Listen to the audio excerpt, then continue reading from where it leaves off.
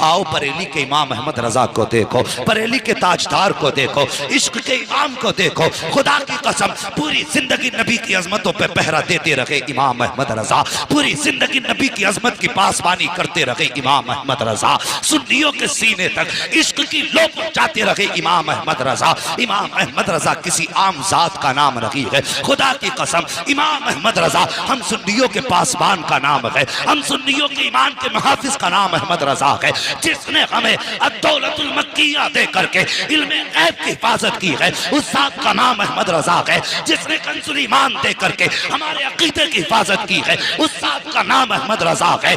जिसने लम्हा लम्हा गोशे गोशे पर अज़मत मुस्तफा की पासबानी करके हमारे ईमान की हिफाजत की है, उस जात का नाम अहमद रजा है। और बड़ी बात कहने लगा हो, जिसने हाथ पकड़ के हमें मुस्तफा से जोड़ा है, उसी जात का नाम इमाम अहमद रजा खान। नारे तकबीर, नारे रिसालत, उलमाए अहले सुन्नत, मसलके आला हजरत, मसलके आला हजरत अल्लामा मुफ्ती हम्माद साहब किबला मुल्के सुखन की शाही तुमको रजा मुसल्लम।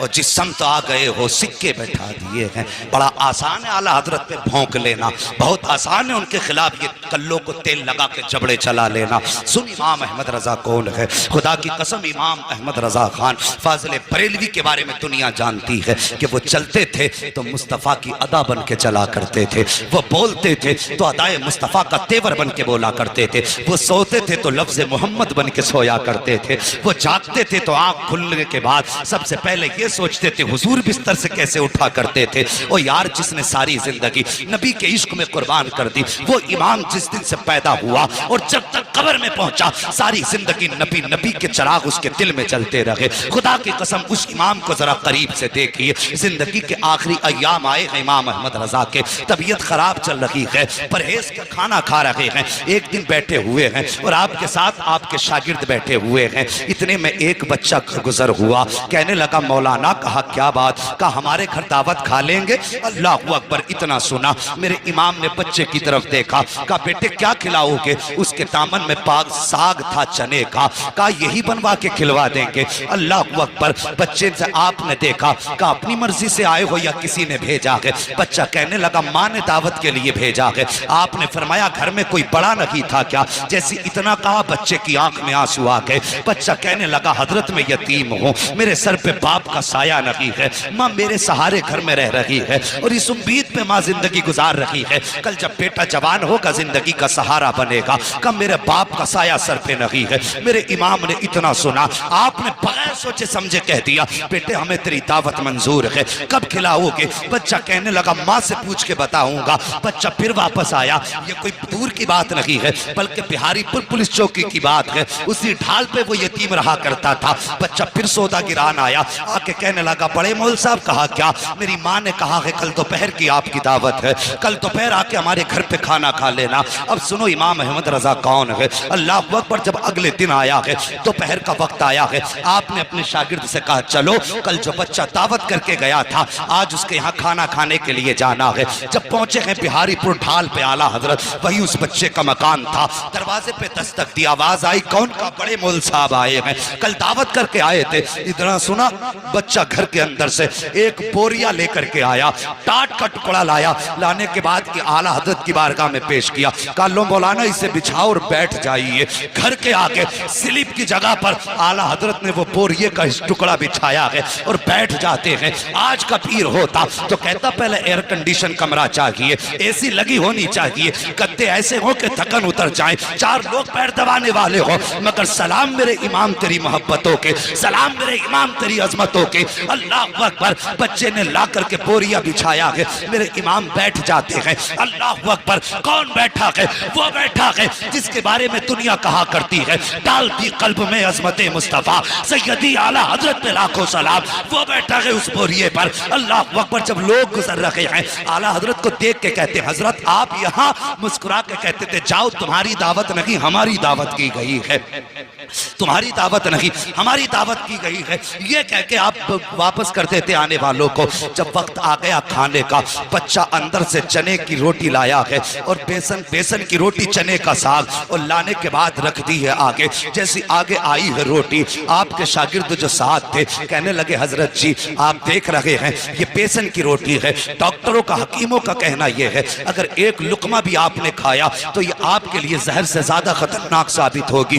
अब क्या करोगे? अल्लाह अकबर, मेरे इमाम बैठे हैं, बिस्मिल्लाह शरीफ पढ़ी है और उसके बाद आपने दुरूद पाक का विर्द किया है, और वो रोटी जो मेरे इमाम के लिए जहर थी आपने पहला लुकमा तोड़ा है और उसी रोटी को खाना शुरू किया है। तुम्हें क्या लगता है एक लुकमा खा के कहना पूरा कर दिया होगा? नहीं, आला हजरत ने खाना शुरू किया है। हर दिन आपकी रोटी, आपकी खुराक आधी रोटी हुआ करती थी, लेकिन आज आपने पूरी रोटी तनावुल फरमाई है, पूरी रोटी खाई है। आपके साथ जो शागिर्द थे कहने लगे मेरे इमाम तेरे राजों पे कुर्बान जाऊं, मगर बताइए तो सही, हकीमों ने सख्त परहेज बताया था, हजरत आपने पूरी रोटी क्यों खाई है? अगर एक लुकमा खा लेते तब भी दावत का हक अदा हो जाता, 2 लुकमे खा लेते तब भी दावत का हक अदा हो जाता। मेरे इमाम ने अपने शागिर्द का चेहरा देखा, आंख में आंसू भर लाए, फरमाते हैं ठीक कहा तुमने, अगर एक लुकमा खा लेता तब भी उसकी दावत का हक अदा हो जाता, लेकिन ये बच्चा यतीम है, सर पे बाप का साया नहीं है।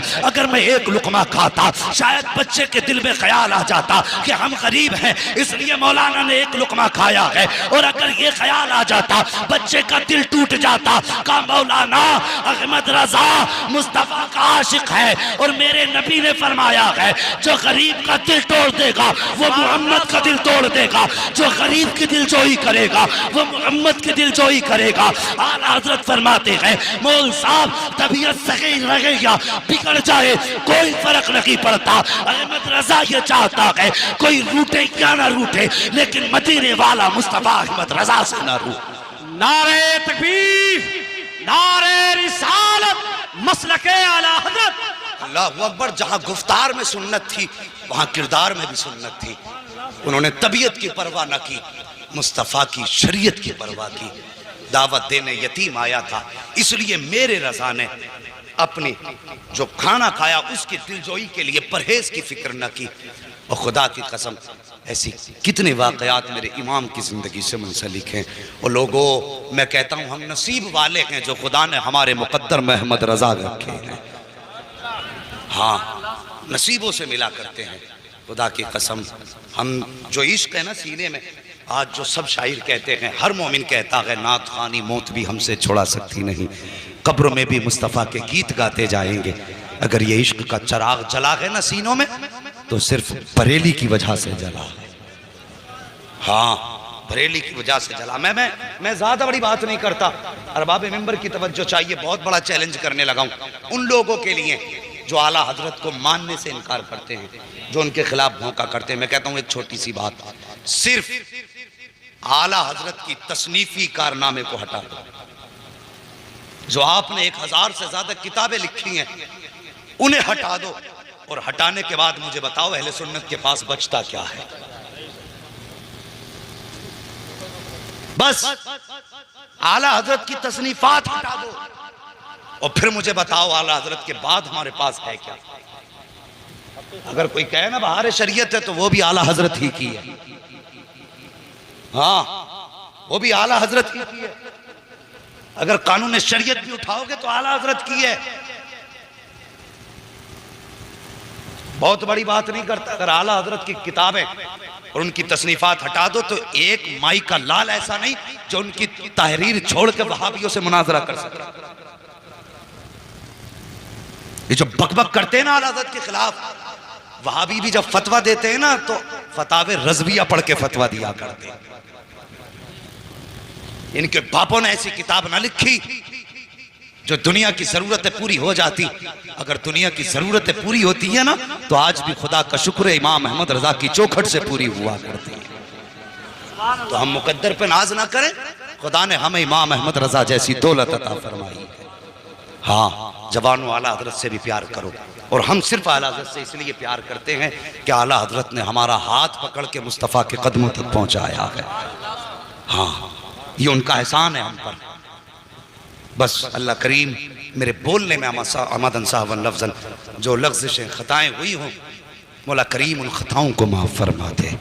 हाँ, और मैं एक बात कह दूँ, जब कोई गुनाह सरी ही हो जाता है तो फिर उस गुनाह का इजहार करके तौबा लाजिम होती है। हाँ, अभी एक साहिब की ज़बान से जुमला निकल गया था कि हम अगर नेकी भी करते हैं तो अल्लाह की मर्ज़ी से और गुनाह भी करते हैं तो अल्लाह की मर्ज़ी से। हाँ, गुनाह भी करते हैं तो अल्लाह की मर्ज़ी से, ये जुमला गलत है, तौबा लाजिम है। इसलिए कि अगर हम नेकियां करते हैं तो अल्लाह की तौफीक से, और गुनाह अगर करते हैं तो अपने नफ्स की वजह से। हाँ, ये हमारे शामत नफ्स होती है, ये हमें उभारता है। सिर्फ नेकियों की तौफीक अल्लाह देता है और गुनाह अपने नफ्स की वजह से करते हैं। इसलिए तौबा लाजिम थी। बस सारे लोग इस गुनाह से भी तौबा कर लें, कलमा शरीफ भी पढ़ लें, सारे लोग पढ़ें ला इलाहा इल्लल्लाह मुहम्मद रसूलुल्लाह अस्तगफिरुल्लाह रब्बी। सारे लोग पढ़िए अस्तगफिरुल्लाह रब्बी मिन कुल्लि ज़ंबिन व अतूबु इलैह। या अल्लाह, हम अपने हर उस गुनाह से तौबा करते हैं जो हमने जाने और अनजाने में किए। मौला हमारी तौबा कबूल फरमा।